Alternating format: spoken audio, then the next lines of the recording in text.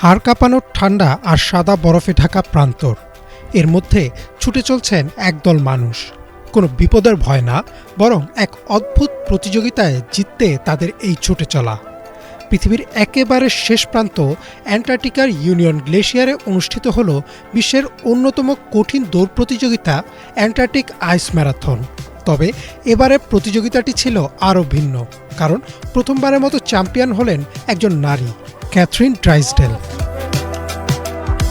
2025 সালের 13 ডিসেম্বর অনুষ্ঠিত অ্যান্টার্কটিক আইস ম্যারাথনের 20তম আসরে ক্যাথরিন ড্রাইসডেল 42.2 কিলোমিটার দীর্ঘ ম্যারাথন শেষ করেন 3 ঘন্টা 48 মিনিট 43 সেকেন্ডে। এমন তথ্য জানিয়েছে সংবাদ সংস্থা রয়টার্স। এর মাধ্যমে তিনি এই প্রতিযোগিতার ইতিহাসে প্রথম নারী বিজয়ী হিসেবে নিজের নাম লিখিয়ে নেন। অস্ট্রেলিয়ার সিডনির বাসিন্দা 35 বছর বয়সী এই নারী প্রবল ঠান্ডা আর ঝড়ো বাতাসের মধ্যেও হার মানেননি। অ্যান্টার্কটিক আইস ম্যারাথন মূলত পৃথিবীর দক্ষিণতম প্রান্তে আয়োজিত একটি পূর্ণ ম্যারাথন দৌড়। ফিনিশার্স.com-এ প্রকাশিত তথ্য অনুযায়ী এই প্রতিযোগিতাটি প্রতি বছর ডিসেম্বর মাসে অনুষ্ঠিত হয়, যখন অ্যান্টার্কটিকায় গ্রীষ্মকাল থাকে। গ্রীষ্মকাল হলেও সেখানকার তাপমাত্রা প্রায় -15 ডিগ্রি সেলসিয়াসের নিচে নেমে যায়। দৌড়টি অনুষ্ঠিত হয় ইউনিয়ন গ্লেশিয়ারে, যা দক্ষিণ মেরু থেকে প্রায় 600 মাইল দূরে অবস্থিত। ম্যারাথনটি বেশ আলোচিত, কারণ এটি শুধু দৌড় নয়, বরং মানব সহনশীলতার চূড়ান্ত পরীক্ষা। বরফের ওপর দৌড়াতে হয় বিশেষ জুতা ও পোশাক পরে।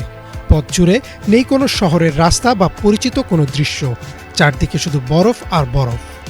স্মার্ট ট্রাভেল এশিয়াতে প্রকাশিত একটি প্রতিবেদনে বলা হয়েছে, এখানে দৌড়বিদদের লড়াই করতে হয় ঠান্ডা, বাতাস, অক্সিজেনের স্বল্পতা এবং মানসিক ক্লান্তির সঙ্গে।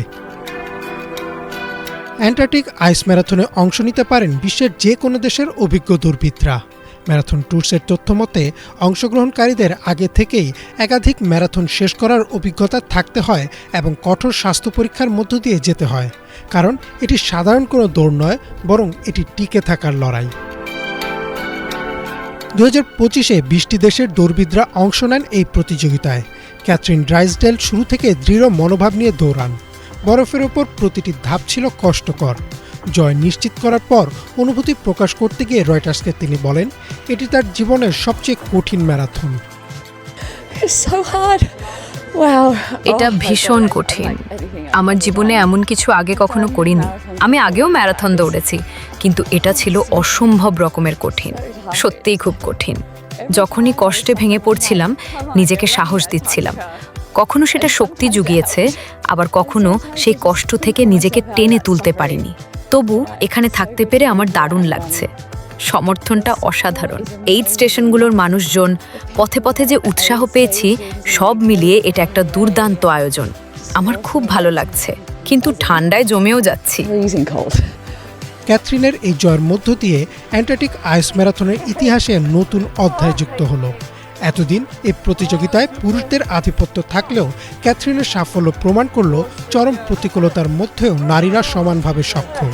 অ্যান্টার্কটিক লজিস্টিক্স অ্যান্ড এক্সপেডিশনের তথ্য মতে অ্যান্টার্কটিক আইস ম্যারাথনের আগামী আসরও 2026 সালের ডিসেম্বরেই অনুষ্ঠিত হওয়ার সম্ভাবনা রয়েছে।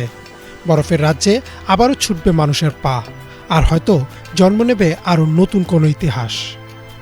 ইমরান মাহমুদ, বাংলা ভিশন।